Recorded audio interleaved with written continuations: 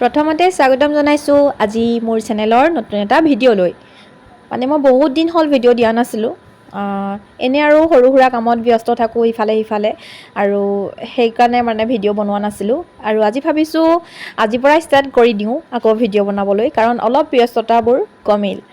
তো আপোনালোক সকলো ভালে আছেনে? মই বৰ্তমান ভালে। এতিয়া খুলি দিলোঁ দোকান, আৰু দোকানৰ কামত লাগি গৈছোঁ। বনাব লাগে পিঁয়াজি, তো এইটো কাৰণে মই পিঁয়াজ কাটি আছিলোঁ। পিঁয়াজ কাটিলে বহুত বেছি চকু পানী ওলায় দেই।